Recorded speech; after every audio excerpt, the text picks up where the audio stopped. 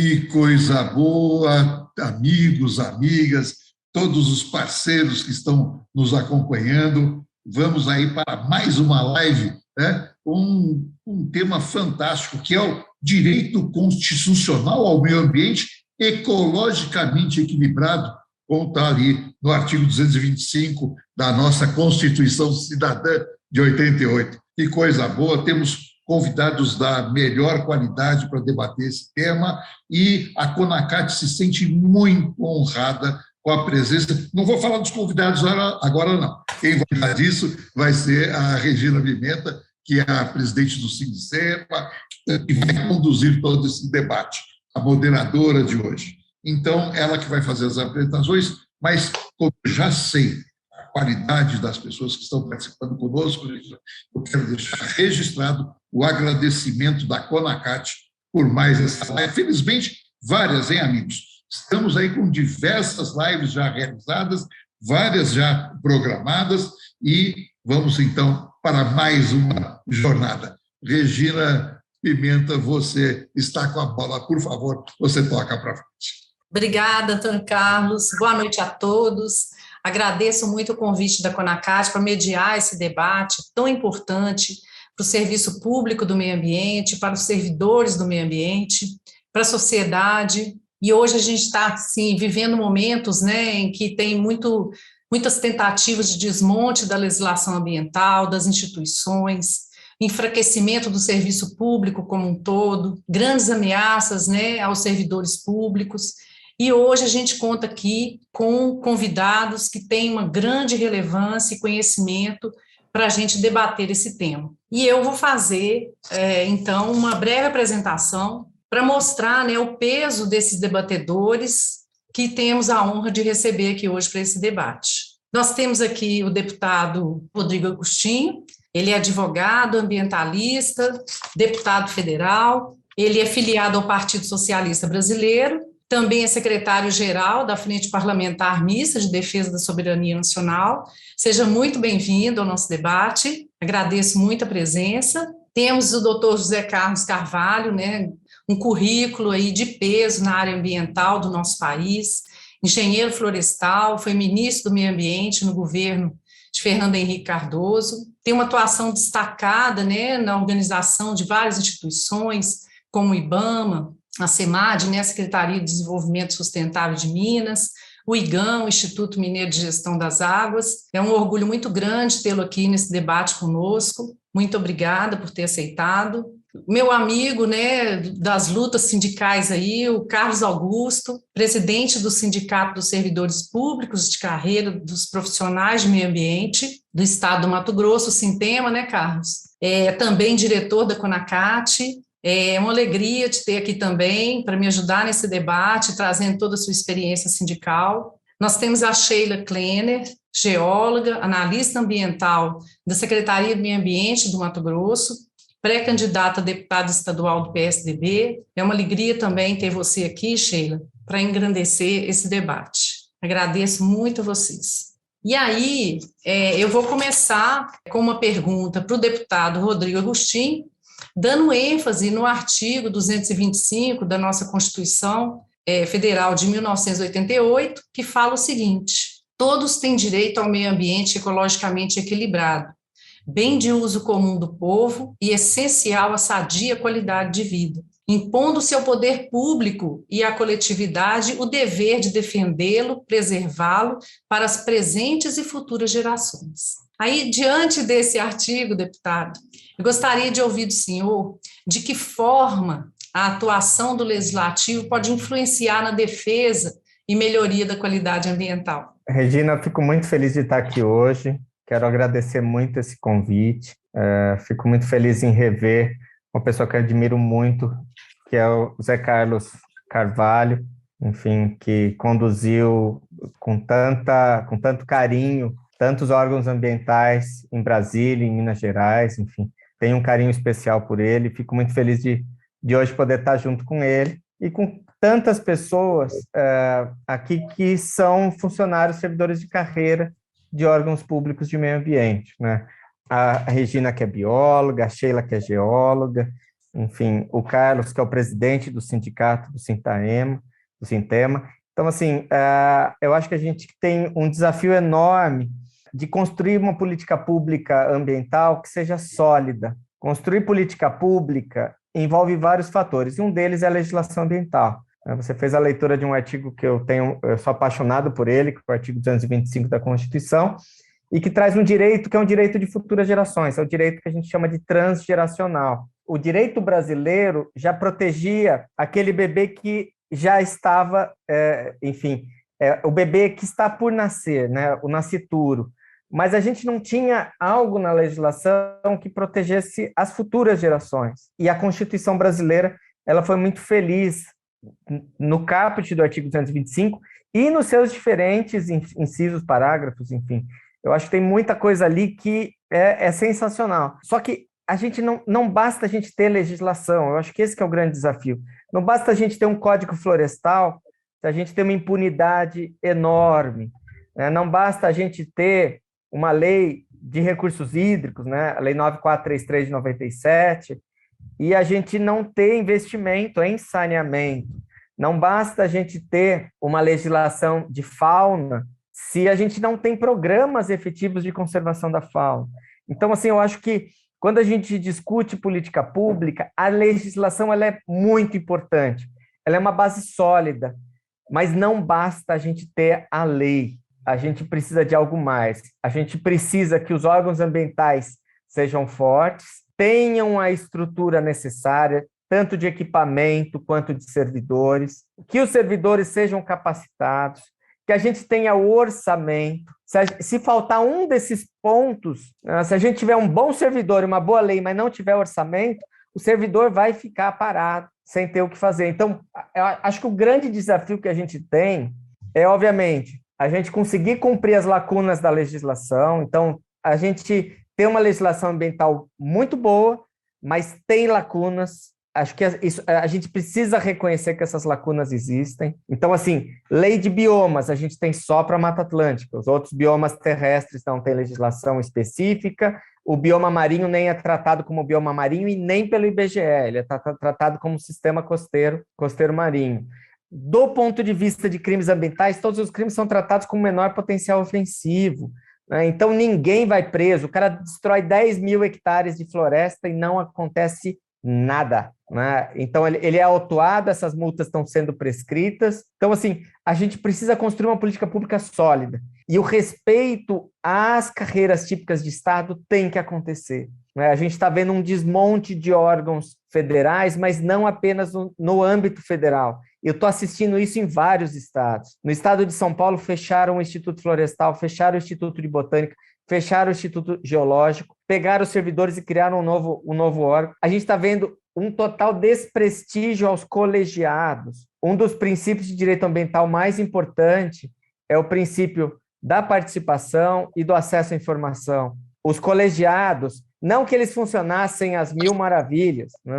Eu fui membro do Conselho Nacional do Meio Ambiente por 12 anos. A gente tem muitas críticas ao funcionamento, mas mesmo assim, os conselhos eram atuantes. O que a gente tem hoje é um desmonte de colegiados, conselhos, comitês. A gente não tem as conferências mais acontecendo. Então, como é que você vai discutir política pública se você não ouvir a sociedade, não ouvir aqueles atores que trabalham com o tema o tempo todo? Então, eu acho que nós temos uma construção que foi feita no direito ambiental brasileiro, né, desde a Política Nacional do Meio Ambiente em 81, a Constituição em 88, né, a legislação ambiental que já vinha dos anos 60, né, de caça, de pesca, né, de proteção à fauna, de mineração, o Código Florestal de 65, e tudo isso vem sendo aos poucos atualizado, mas não basta lei. Eu sou uma pessoa que fiz uma carreira no direito, mas eu sei que não basta lei.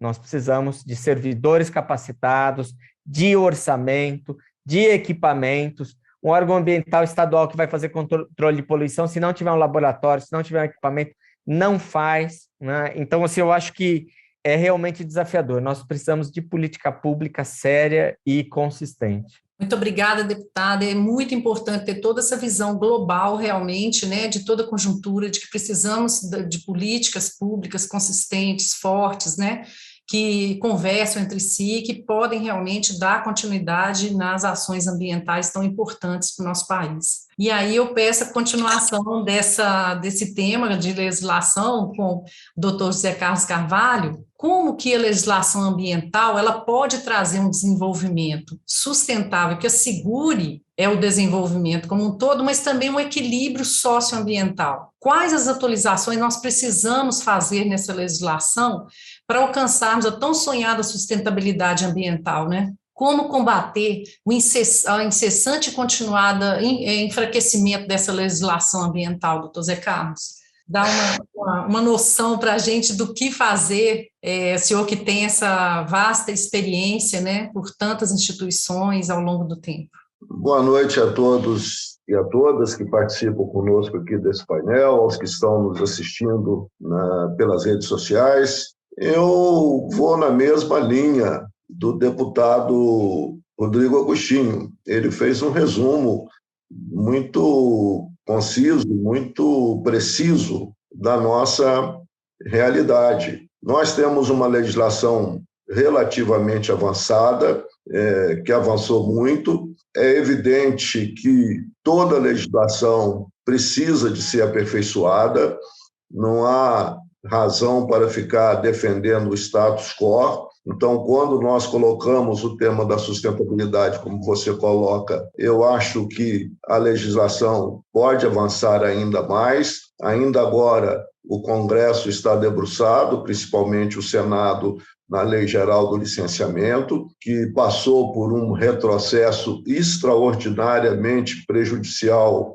na Câmara, e aqui registro o desempenho altivo e muito combatente do deputado Rodrigo Agostinho para evitar que as grandes disfuncionalidades que ocorreram lá pudessem ter ocorrido. A gente espera agora fazer um esforço de contenção de danos no Senado, mas eu acho que um ponto colocado pelo deputado Rodrigo Agostinho é fundamental.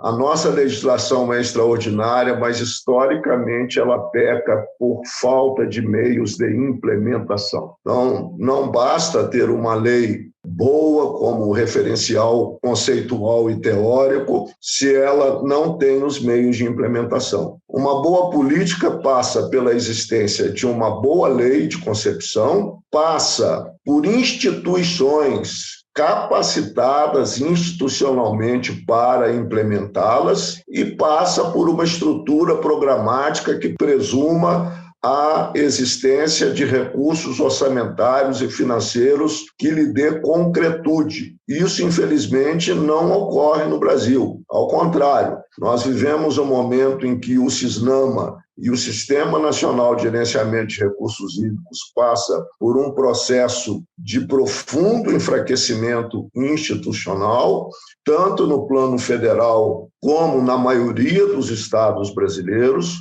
Isso precisa de ser examinado e, por fim, a sustentabilidade depende de que essa política e essa legislação, para ficar exclusivamente no seu ponto, possa ser implementada. E veja bem, essa legislação ela foi, aspas, tolerada na medida em que não era aplicada. Quando o poder público começou a ter chance de colocá-la em implementação, nós começamos a assistir à grande reação dos setores mais retrógrados e atrasados da produção brasileira, que acabaram se juntando no Congresso, especialmente na Câmara, e estão perpetrando os maiores retrocessos, mesmo numa legislação que ainda não é implementada na sua plenitude. Ainda assim, os setores conservadores e retrógrados estão buscando promover essa retração.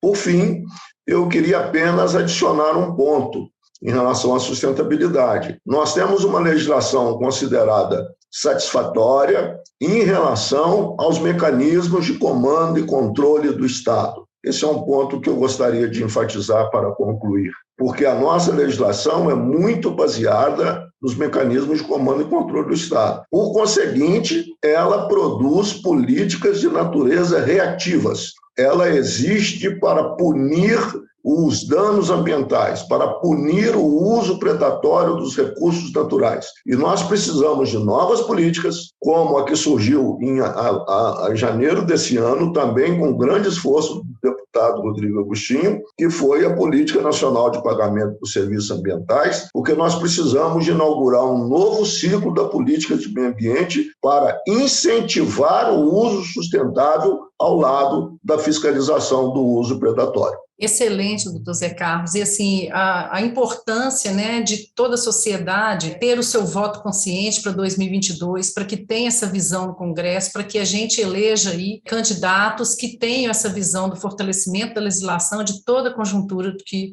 vocês dois já estão falando aí ao longo do tempo, né? E agora eu vou fazer uma pergunta, então, para o Carlos Augusto do Sintema. Existe um provérbio indígena, né, que fala o seguinte: só quando a última árvore for derrubada, o último peixe for morto e o último rio for poluído, é que o homem perceberá que ele não pode comer dinheiro.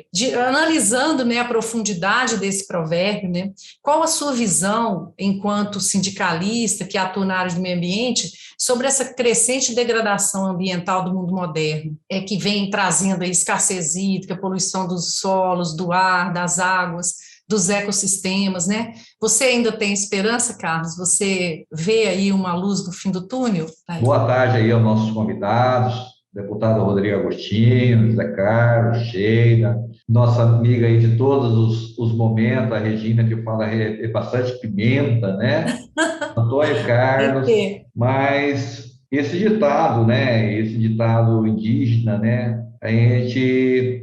Esperamos que a grande esperança, né, quando você fala na grande esperança, é que ele não se realiza, porque será uma grande tragédia, né, nós termos aí a degradação ambiental em todo o seu nível, ar, água, florestas, tal, para o homem tomar uma atitude, né. Mas, mesmo assim, eu gostaria de trazer algumas reflexões.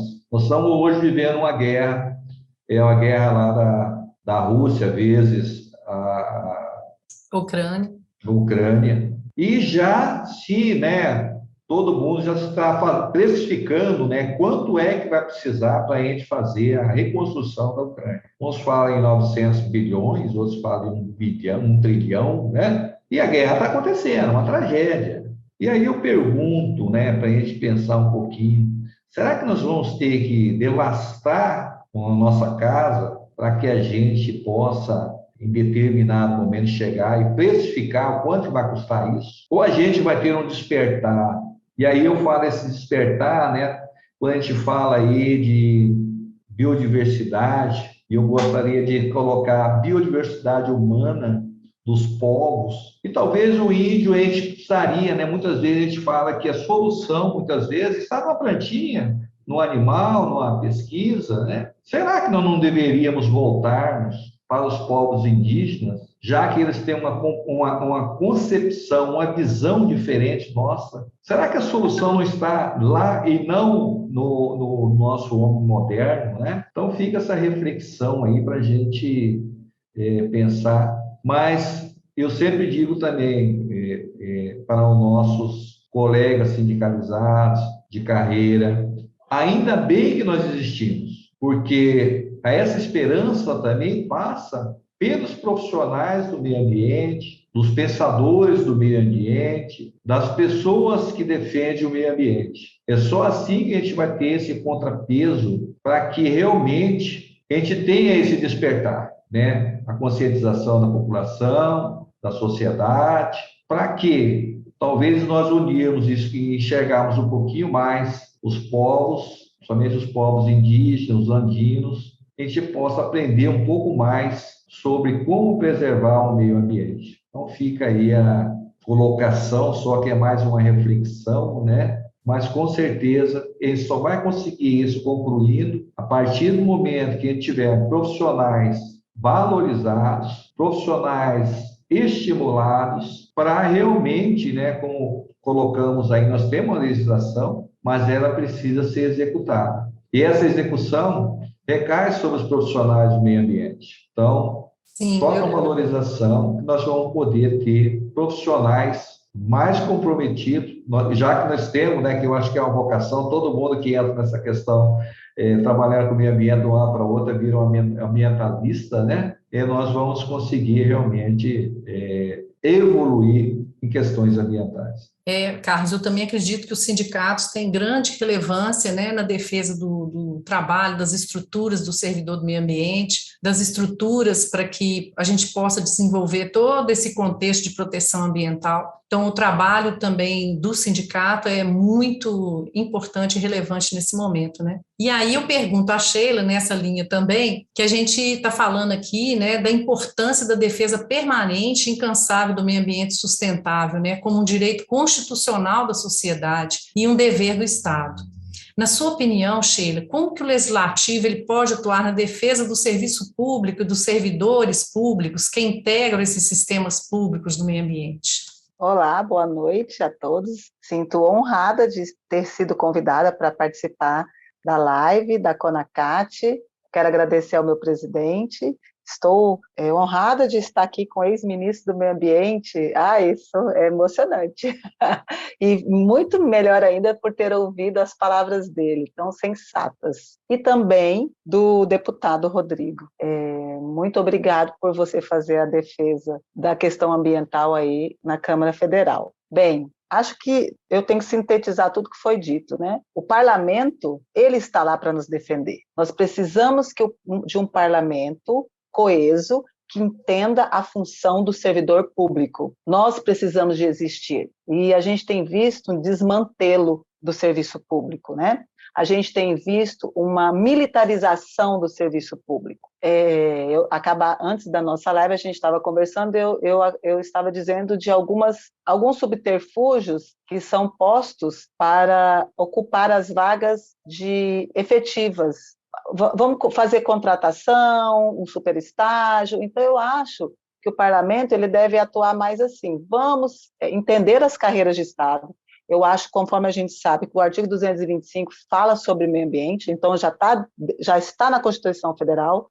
Nós temos que tentar colocar, assim como foi colocado algumas outras carreiras anteriormente, típicas de Estado, a carreira do meio ambiente, que aí eu tenho certeza que vai ser melhor direcionado, né? Nós teremos uma direção, o tripé, né? A gente precisa de um tripé, que seria o concurso público, o servidor efetivo, orçamento do serviço público, né? Vamos falar, eu trabalho numa secretaria de meio ambiente, né? Então nós teríamos o servidor efetivo, o orçamento e a capacitação. A nossa análise, ser analista em meio ambiente, analista ambiental, demanda uma alta capacitação. Eu tenho visto, ultimamente, nós fizemos a descentralização de algumas atividades dentro do estado de Mato Grosso para os municípios. Os municípios, eles ainda estão engatinhando em determinadas áreas, e principalmente no meio ambiente. Como a gente viu agora, os colegas falaram, nós temos uma legislação robusta e complexa. Então,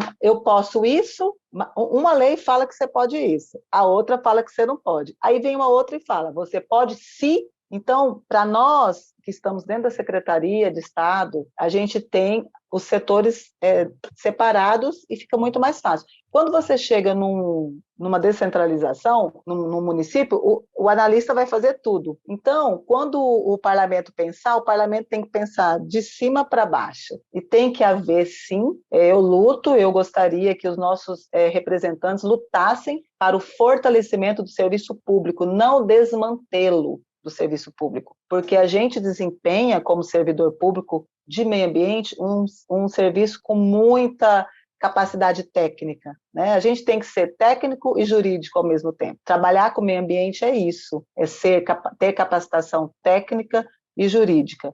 Então, eu entendo, Regina, que é assim, a gente só vai conseguir melhorar se o legislativo atuar de forma do nosso lado, porque todas as atividades, todo o setor produtivo do país e do estado, né, do município, ele tem que passar pela secretaria, pelo órgão ambiental, não é mesmo? Qualquer atividade, quase todas as atividades complexas, alto impacto, médio impacto e baixo impacto, ela de alguma forma ela vai ter um momento, ela vai ter que ter um aval de algum órgão ambiental. Então nós precisamos, o parlamento, né, o legislativo, legislativo, ele precisa entender isso. Ele precisa entender a importância de nós sermos servidores efetivos, de termos autonomia nas nossas decisões. E eu espero que os próximos comecem a entender isso, né? Que a gente precisa de ter autonomia para tomarmos as decisões certas, e o Estado ele tem que evoluir, nós temos que criar emprego e renda, mas obedecendo à legislação e tendo condições para fazer a fiscalização e a análise. Eu penso assim. E você toca num ponto muito importante, que vem até na questão que eu vou passar aí para o deputado Rodrigo Agostinho, que existem essas propostas, né, de incorporação da pasta do meio ambiente em outras pastas, né, como agricultura. Mas a carreira de meio ambiente, ela já tem papéis de carreira típica de Estado. A terceirização, né, da atividade fim típica de Estado, ela traz graves conflitos, né? Como que o legislativo pode atuar para promover a consciência da relevância dessa pasta de meio ambiente no Estado, aumentando assim as possibilidades de um desenvolvimento sustentável? Regina, está tendo um esforço no Congresso Nacional para que a gente possa consolidar essa ideia de carreira típica de Estado. Está acontecendo com vários setores e no setor ambiental, vários senadores conseguiram as assinaturas necessárias para consolidar isso na Constituição Federal, justamente agora na última semana. Eu acho que faz muito sentido se a gente entender que a questão ambiental ela se equipara a um direito tão relevante como os direitos humanos. A gente está tratando de um direito que é indisponível. Nós estamos falando do futuro da qualidade da água, da qualidade do ar que todos respiram, da biodiversidade. A gente tem, mais do que a gente tem aquela visão utilitarista, né, da natureza, sempre tentando procurar algum serviço ambiental na natureza para justificar a conservação da natureza, a gente tem um dever ético, como mais uma espécie nesse planeta, de conservar as demais espécies. Então, se a gente começa a avaliar toda a importância disso, a gente começa a entender por que a gente está tratando de uma carreira de Estado, uma carreira que tem que estar acima de interesses privados. A primazia do interesse público tem que estar sempre em primeiro lugar.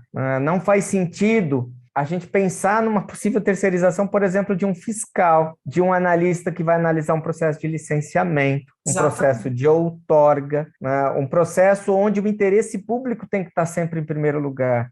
A gente está vendo o que eles estão fazendo com as agências reguladoras, né, o que eles estão fazendo com os comitês de bacia, o que eles estão fazendo com várias estruturas. Eu não vejo problema nenhum que o setor de limpeza, eu acho que vai ter gente que vai me criticar, mas eu não vejo problema que o setor de limpeza seja terceirizado, portaria, enfim. Mas a carreira típica mesmo, aquela carreira de quem está por trás de um laudo técnico, de quem está por trás em dizer se uma hidrelétrica vai ou não inundar 1.000 quilômetros quadrados de área, né? Se uma floresta inteira vai ou não ser derrubada, se uma montanha vai virar recurso minerário, enfim, vai ser explorada do ponto de vista de mineração. Isso tem que estar revestido de toda uma formalidade, né? Nós temos que tratar isso com muito carinho, com muita atenção, com servidores concursados, que tenham uma devida formação, porque a gente também está vendo quantas vezes órgãos estaduais e às vezes órgãos federais fazendo concursos e colocando para dentro da estrutura profissionais que não têm a formação para estar ali, né? Então, assim, todo esse conjunto, todas essas características nos colocam a carreira ambiental como uma carreira de Estado, né? Para que ele possa estar lá na frente, na linha de frente, se ele é um fiscal, podendo enfrentar um garimpeiro ilegal, um caçador que está com certeza armado, uma empresa de desmatamento, uma empresa poluidora, enfim, seja o que for. Eu acho que a hora que a gente passa a entender que é uma carreira importante, que está tratando de direitos de futuras gerações, de direitos indisponíveis, se equiparam a um direito tão importante quanto o direito humano, a gente começa a entender por que a gente está tratando um servidor público de um órgão integrante do Sistema Nacional de Meio Ambiente, ou do Sistema Nacional de Recursos Hídricos, ou do Sistema Nacional de Saneamento, como um servidor de uma carreira típica de Estado. Eu acho que isso é o mais essencial, né? Eu acho que isso precisa estar muito claro. Eu, pessoalmente, eu já tenho clareza disso, né? Mas a gente está vendo uma preocupação cada vez maior de deixar isso mais claro para que esse tipo de ação não seja terceirizado. o texto das mudanças no PL de licenciamento ambiental criam uma série de figuras onde você passa para terceiros a possibilidade do licenciamento, que é algo que é público. Nós não estamos falando do mundo privado, né? Nós estamos falando de um mundo que tem a primazia do interesse público, né? Isso é muito sério. E aí o que a gente vê? Se desmonta o órgão ambiental, aí você coloca a culpa no instrumento, né? Então a culpa é do licenciamento, quando você não enxerga que o órgão ambiental está desestruturado, sem equipamento, sem setor de geoprocessamento, sem equipe multidisciplinar, né? Equipe inferior à demanda de serviço. E aí você coloca no instrumento, então o problema é o licenciamento ambiental, né? Não é a falta de estrutura, não são os estudos mal feitos. E aí você vem com ideias malucas, ideias sem pé nem cabeça, de você criar licenciamentos por decurso de prazo, licenciamentos automáticos, autolicenciamento, situações como essa que realmente nos assustam. Então, acho que a gente tem que ter um carinho, uma atenção muito grande com essas carreiras e fazer sempre que possível a defesa. Exatamente, deputado. É essa visão mesmo, e assim, até estava conversando com o Carlos Augusto e ele até me passou a PEC 13, né, agora de 2022, está definindo como instituição permanente do Estado o IBAMA, né, e o Instituto Chico Mendes, o ICMBio, e aí a gente já está aqui nas tratativas na Assembleia Legislativa para a gente também conseguir ampliar isso para o sistema de meio ambiente de Minas Gerais. Eu acho que todas as instituições ambientais têm que ser protegidas dentro dessa visão e dentro desse contexto, né? É bastante importante que a gente leve a sério essa proposta, né? E aí eu vou levar, então, a outra questão para o Carlos Augusto, que é, Carlos Augusto, como que nós podemos ampliar, é um grande desafio, né? Como que nós podemos ampliar e organizar a proteção dos biomas brasileiros, a regularização fundiária nas unidades de conservação e a demarcação dos territórios das comunidades tradicionais? Como que você vê esse grande desafio? Depois da fala aí do deputado Rodrigues, né? Uma clareza, né? Ímpar, né? Na defesa da carreira típica de Estado, né? A gente fica muito contente, porque nós precisamos disso, né? Transformar a nossa carreira como carreira típica de Estado. O perigo que nós corremos aí, deputado Rodrigo, é que há uma tese aí que seja cargos tipo de Estado e não carreiras tipo de Estado. Eu acho que isso aí pode causar um prejuízo enorme para o meio ambiente. Não é para a carreira, né? Mas para o meio ambiente. Mas tentando contribuir, Regina, com como que nós poderíamos ampliar e organizar as unidades de conservação, os espaços de ribeirinhos, de comunidades tradicionais, né? Reservas indígenas, né? Nós temos aí, né, eu acho que foi até redundante dizer, nós temos uma legislação. O que nós precisamos nesse momento, realmente, é um fortalecimento das instituições, um fortalecimento, né, na execução dessas políticas ambientais, né?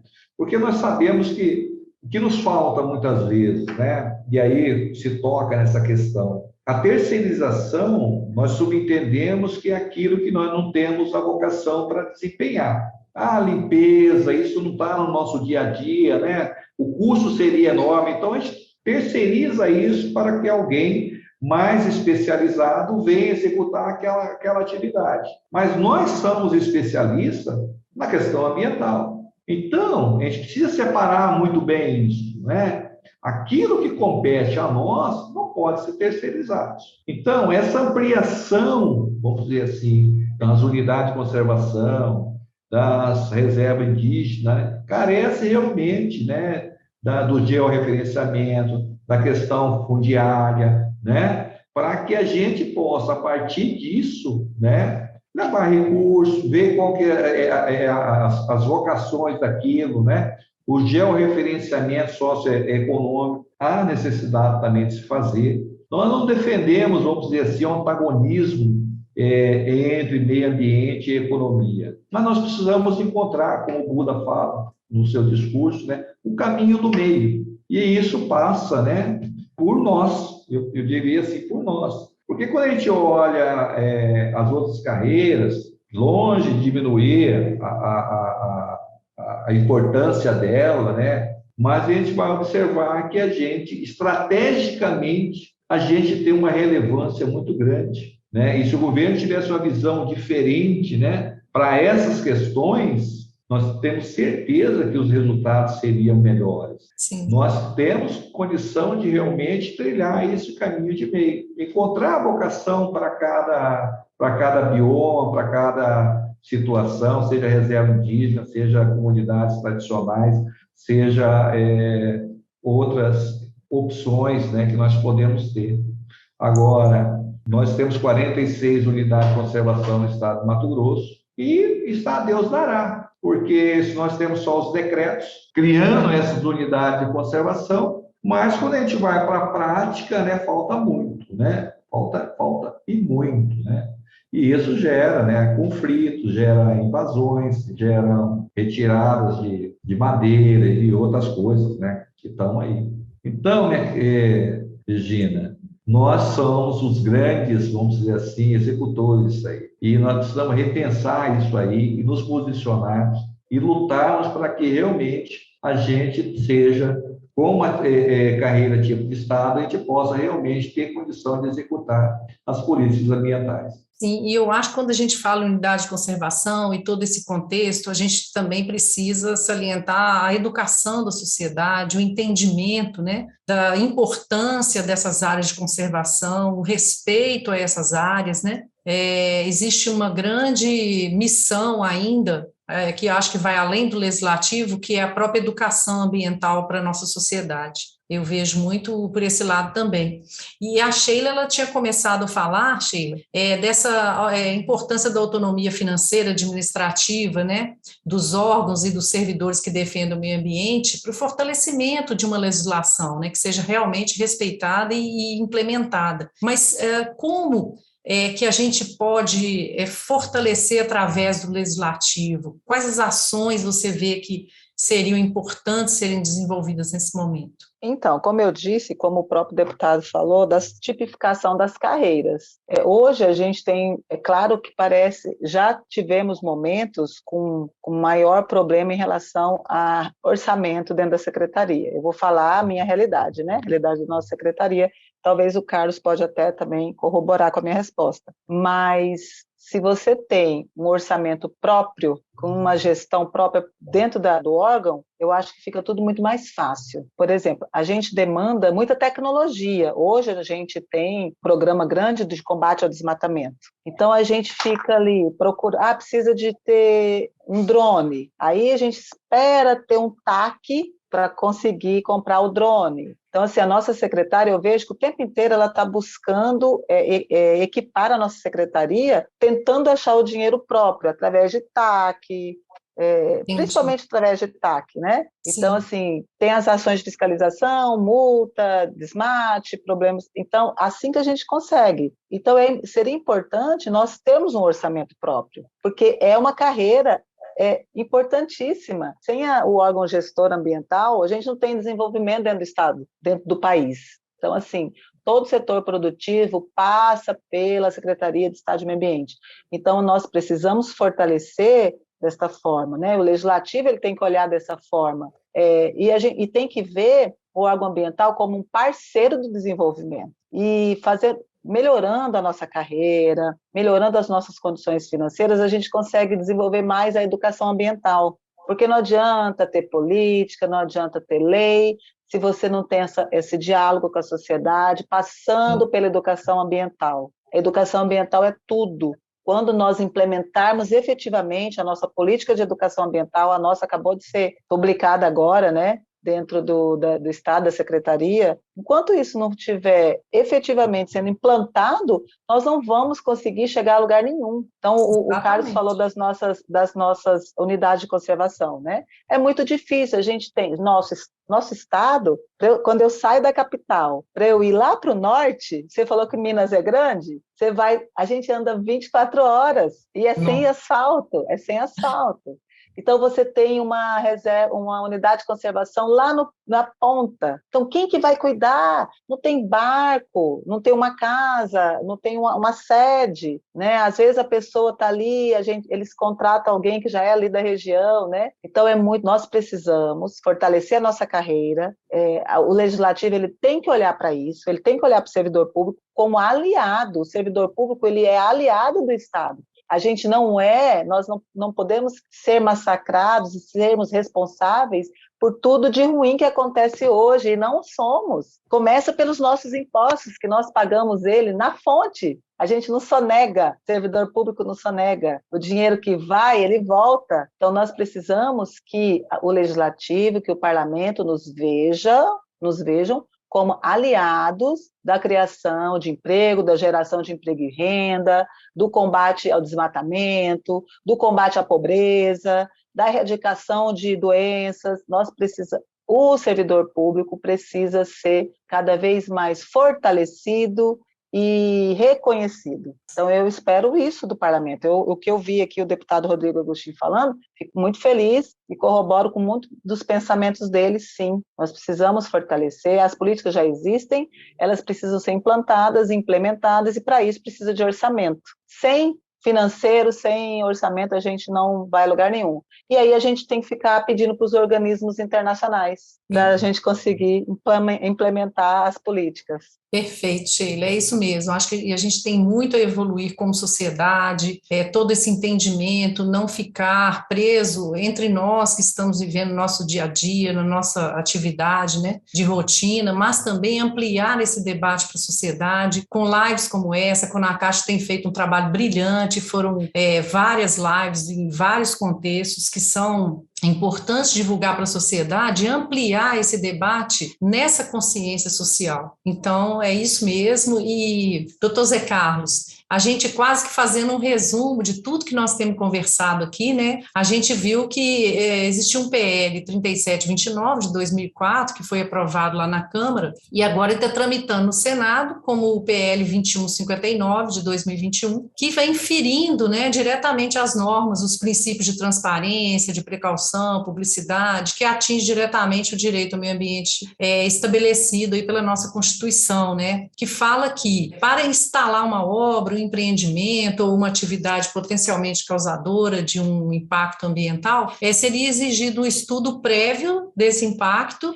com uma ampla publicidade, né? Quais os perigos o senhor vê com um licenciamento ambiental passando por diversos atores da sociedade, perdendo esse embasamento técnico, legal, das instituições fundamentadas para essas análises, né, que têm os seus dados históricos, têm sua visão global e futura dos empreendimentos? Qual a sua visão sobre esse tipo de postura? Olha, o PL que passou na Câmara e agora está no Senado, pelas disfuncionalidades que foram acrescentadas, a própria Câmara conseguiu piorar o que já era ruim. O deputado Rodrigo Agostinho é o nosso grande baluarte lá na defesa desse tema.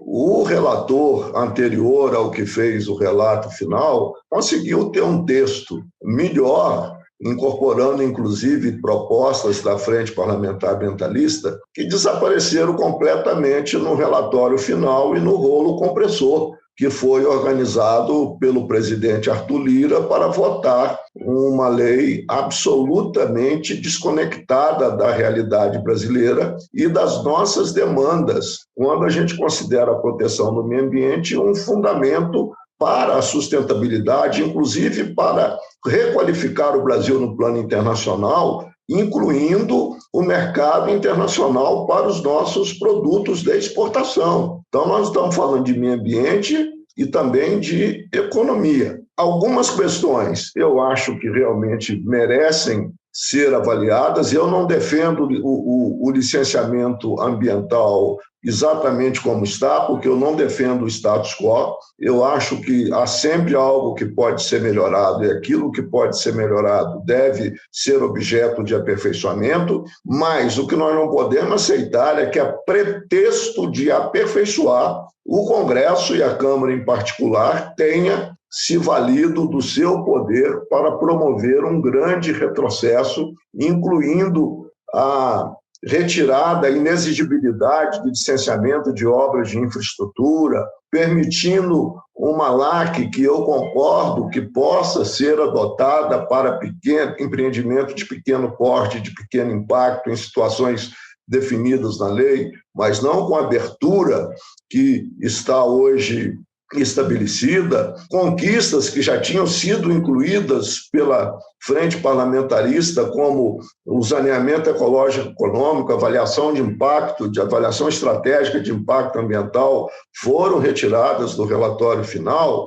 e esses instrumentos, o zoneamento ecológico econômico e avaliação de impacto estratégica de impacto, é vital para você aperfeiçoar. Se querem aperfeiçoar o licenciamento, esses instrumentos são necessários. Ora, você fala em aperfeiçoar o licenciamento e retira do projeto de lei os principais instrumentos do seu aperfeiçoamento, que é o zoneamento ecológico econômico, que vai permitir incluir a dimensão territorial na avaliação de impacto, que é uma questão essencial para a qualidade do licenciamento, e uma avaliação estratégica, porque uma das questões chaves que dificulta o licenciamento ambiental no Brasil, e que, no meu entendimento, é vital para o seu aprimoramento, é estabelecer algum tipo de AIA, de avaliação de impacto ambiental, ex ante ao licenciamento, porque isso não ocorre na realidade brasileira até hoje. Você decide fazer um empreendimento como Belo Monte, você faz sofisticadas avaliações de viabilidade técnica, de viabilidade financeira, de viabilidade operacional, de viabilidade em termos de definição de tarifa, e, nesse momento, é absolutamente silente em relação à viabilidade ambiental. No momento seguinte, nenhuma avaliação de impacto ex ante é feita. Em que momento vai aparecer a dimensão ambiental e avaliação do impacto ambiental do empreendimento? No balcão do licenciamento. Aí está uma das razões da grande crise do licenciamento ambiental no Brasil, porque nós deixamos para a fase de licenciamento questões essenciais e atitudes e decisões que precisariam de ser tomadas no momento anterior. Então, eu acho que essa questão, tal como foi aprovada na Câmara, é um grande retrocesso. Eu participo do Fórum de Ex-Ministros que já se manifestaram sobre isso. Ainda ontem, a Folha de São Paulo de hoje traz uma longa matéria da nossa manifestação contra a forma como isso vem sendo feito. Então, achamos que precisa de ser aperfeiçoado, mas nós não podemos admitir que, a pretexto de aperfeiçoar, o que esteja sendo realizado é um grande retrocesso na legislação do licenciamento ambiental. Até porque o licenciamento ambiental é um dos instrumentos da política ambiental brasileira e não o único. Na verdade, nós estamos usando uma lei para regular apenas um dos instrumentos da Política Nacional do Meio Ambiente, enquanto outros importantíssimos, como já mencionei aqui, não vêm sendo implementados da maneira satisfatória. A gente espera que possa haver uma contenção de danos no Senado. O Fórum de Ex-Ministros do Meio Ambiente trabalha com esse propósito, e também queria fazer uma menção à carreira típica de Estado, até porque não poderia mencioná-la como um servidor público aposentado da administração ambiental do Estado de Minas Gerais, que me honra muito. Eu acho que as carreiras típicas de Estado são fundamentais e nada é mais típico de Estado do que as carreiras que são voltadas para o exercício do poder de polícia administrativa do Estado. Se há alguma questão que é típica de Estado, são aquelas instituições e os servidores que são encarregados pelo exercício de poder de polícia administrativa.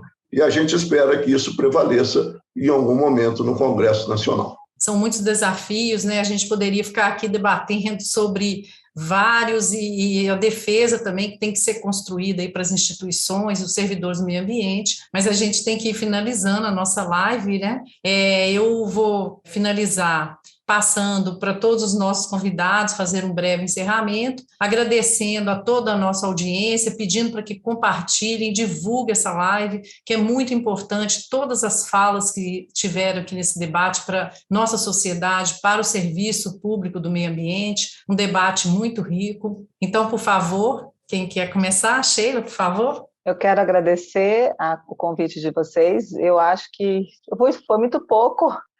Passa muito rápido, porque são tantas questões, né? A gente precisa realmente do fortalecimento das políticas públicas, precisamos implantar a avaliação ambiental integrada como política de governo, porque é muito simples uma empresa chegar e falar, é aqui que está bom e é aqui que está bom. E é assim que a gente vive, gente, dentro do órgão ambiental a gente apaga fogo, como eu disse, nós precisamos fortalecer nossa carreira, nós precisamos de concurso público, que a sociedade entenda o nosso papel, que nós estamos para fazer com que a nossa sociedade se desenvolva com o máximo possível de sustentabilidade, né? Então, eu quero agradecer a todos vocês e me chamem para a próxima. Com certeza, eu também quero ser chamada, que é muito bom conversar com pessoas tão inspiradas e, assim, realmente conhecedoras do assunto, né, que podem realmente contribuir e trazer para a gente uma melhoria de qualidade ambiental para esse país, né, tão carente. Obrigada. Deputado Rodrigo Agostinho, por favor. Eu quero também agradecer, eu acho que esse é um debate muito enriquecedor, é um debate que acontece no momento de enfraquecimento do Estado brasileiro. Aqui no Congresso Nacional, só para você ter uma ideia, nós estamos aí no meio das comemorações da Semana do Meio Ambiente, e eles estão tentando votar aqui essa semana, liberação da caça, mudanças na Lei da Mata Atlântica, mudanças no Código Florestal, estão querendo acabar com a taxa de controle e fiscalização ambiental do IBAMA, estão querendo tirar a responsabilidade de quem financia atividades potencialmente causadoras de poluição.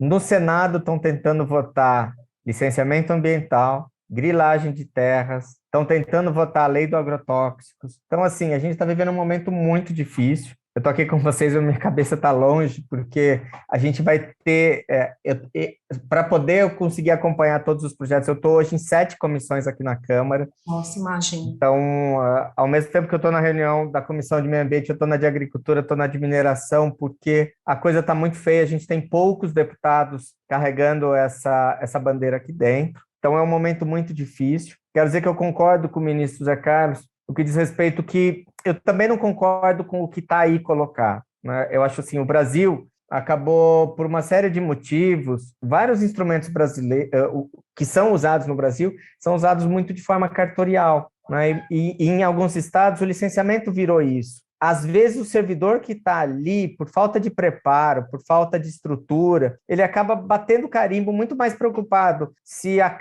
o RG, se a cópia de uma matrícula está ali, do que, de fato, em avaliar o impacto ambiental daquele tipo de atividade. Então, a gente precisa mudar essa visão, mas para mudar essa visão a gente precisa valorizar o quadro, ter estrutura, ter servidores capacitados para entender o que, de fato, é o papel do analista ambiental, do agente ambiental, enfim, daquele que está por trás. Acho que os colegiados também precisam passar por uma reciclagem, porque os colegiados viraram para cumprir tabela, então passa lá no conselho, o conselho vai aprovar porque a maioria é de integrantes do Estado, e a hora que passar a gente libera a licença. Então acho que a gente precisa que as estruturas de fato funcionem, que os instrumentos funcionem. Tem atividades que eu acho que não tem que ter licenciamento mesmo. Vou dar um exemplo, limpeza de um acostamento de uma estrada. Para mim, é atividade que não tem necessidade de licenciamento. A hora que o órgão ambiental começa a exigir, até para limpar o acostamento de uma estrada, a licença ambiental, ele começa a macular a imagem do licenciamento ambiental. E aí o que eles vão querer é acabar com o licenciamento, inclusive para duplicar a estrada, que é o que estão fazendo agora. Então, se a duplicação na faixa de domínio não precisa de licença. Espera aí, uma coisa é você limpar acostamento, outra coisa é você duplicar uma estrada. Então, assim, a gente precisa valorizar os instrumentos, a gente precisa trabalhar também com outros instrumentos, como o ministro colocou, a questão de avaliação ambiental estratégica, às vezes trabalhar com zoneamento. Vou dar um exemplo. Eu não sou contra a PCH. A PCH é uma pequena central hidrelétrica. Agora, não queira fazer 400 PCHs na mesma bacia hidrográfica. Não queira, na mesma bacia hidrográfica, fazer PCHs em todos os rios, em todos os cursos d'água, porque aí você vai matar aquela bacia inteira, né? Uma coisa é você decidir, olha, nesse lado da bacia nós vamos aceitar PCHs e nesse outro lado ninguém põe a mão, porque ali vai ser para a reprodução dos peixes dessa bacia hidrográfica. Mas isso não se faz, né? E aí todo mundo é todo mundo e fica nesse jeito. Então eu acho que a gente tem que fortalecer, inclusive para o órgão ambiental dizer rapidamente, olha, essa atividade nesse local não vai rolar, até para o investidor poder procurar outro investimento em outro lugar. E às vezes a gente fica patinando, pedindo mais documento, outro laudo de fauna, outro laudo de outra coisa, quando a gente não sabe que não tem viabilidade e postergando o licenciamento e causando uma insegurança para todo mundo. Então, assim, eu acho que a gente precisa melhorar, a gente precisa avançar, mas para isso é essencial que a gente valorize as carreiras de Estado. Então era isso, gente. Muito obrigado por esse convite. Estou muito feliz de estar aqui com vocês. Agradeço muito, deputado. Imagino o tamanho do seu trabalho. Eu recebi os itens de pauta que estão querendo deliberar e a toque de caixa. Realmente estamos num momento muito crítico. Peço muito a sua defesa, com toda a sua clareza, tudo que tem colocado aqui. E é realmente vocês que estão lá na ponta que podem aí cercar um pouco toda essa atividade, né, turbulenta que vem colocando aí para o nosso país. Muito obrigada, viu? Carlos Augusto, por favor. Bem, deixa eu primeiro agradecer aí o convite. Eu acho que nessa Semana de Meio Ambiente, isso faz parte da nossa programação, e esse convite da CONACAT, né, veio de encontro, né, a esse debate que nós precisaríamos fazer nessa Semana de Meio Ambiente aqui, patrocinada pelo Simpema. Então, convite, eu, em nome da carreira aqui dos profissionais de meio ambiente, já antecipo aí os agradecimentos. Dizer ao Zé Carlos, né? Zé Carlos, quanta construção, né? Quanto sonho você não deve ter derramado para você ver hoje um desmonte disso. Mas eu quero dizer para ti que há esperança ainda, e muita esperança ainda, né? Enquanto tiver vida, há esperança.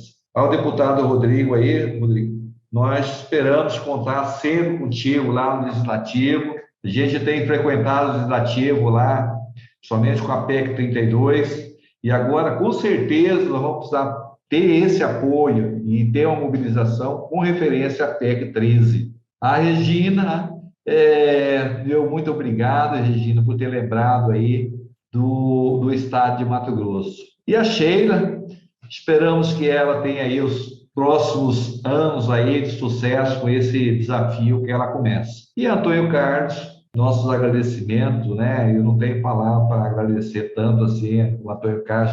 Toda vez que a gente solicita alguma coisa, ele está de pronto atendimento.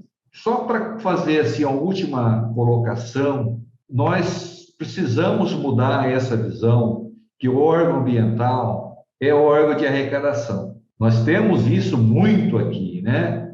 O órgão ambiental, todo mundo fala, poxa, é a segunda secretaria em arrecadação, você entendeu? E não, nós não fomos. Eu fico muito preocupado quando eu vejo o montante de multas a cada ano só cresce. Ano passado nós tivemos 1 bilhão de reais de multa, você entendeu? E a gente vai ver que isso é progressivo. Isso em função também, né, do trabalho, com certeza, né, dos nossos colegas profissionais da área ambiental. Mas isso me preocupa pelo seguinte, parece que tanto faz multar como não multar, você entendeu? Não tem resultados, porque, como nós temos observado, né, a cada semana, né, nós temos aí uma prescrição significativa de multas que não são, agora estão prescrevendo multa de 10 anos atrás. Então, isso é preocupante. Primeira questão, que nós não somos um órgão arrecadador, nós vendemos serviços, nós prestamos serviço ambiental quando nós fazemos licenciamento, quando nós fazemos outorga, mas não somos órgão arrecadador.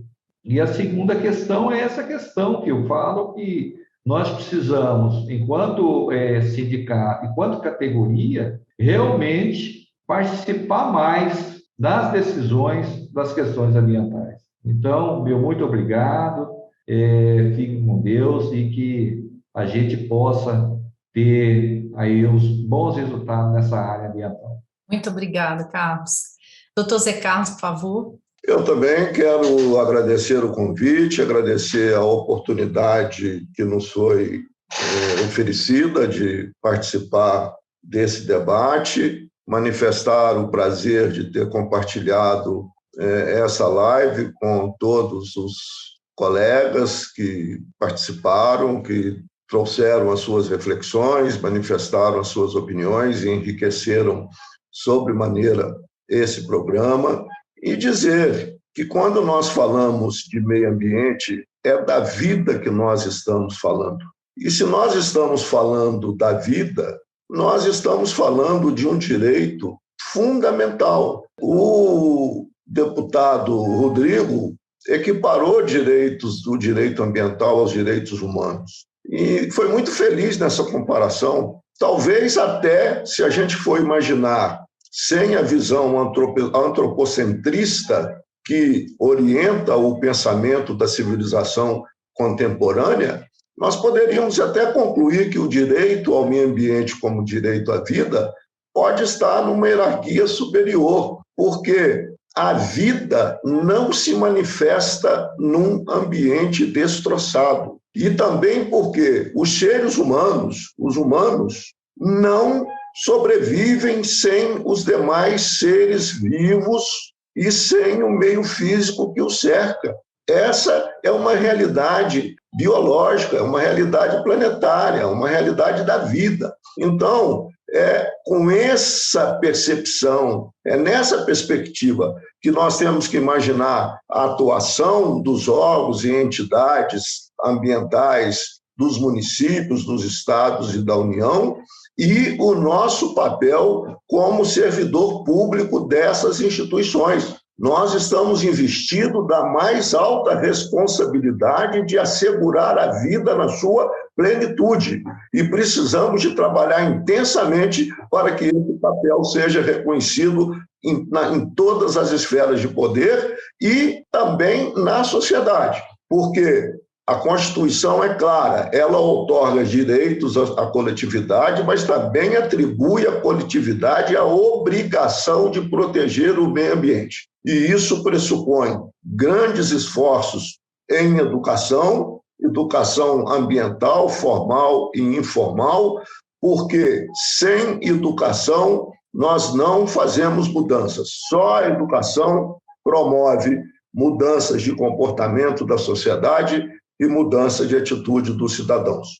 Com essa manifestação, agradeço uma vez mais o convite para participar dessa live. Palavras de um grande sábio, né, doutor Zé Carlos? Te admiro demais. Então, agradeço a todos, muito obrigada pelo debate, peço a todos os que estão aí na audiência que compartilhem, divulguem essa live, vamos ampliar cada vez mais e aprofundar esse debate para a gente ter um Brasil digno e com o meio ambiente respeitado. Muito obrigada, gente.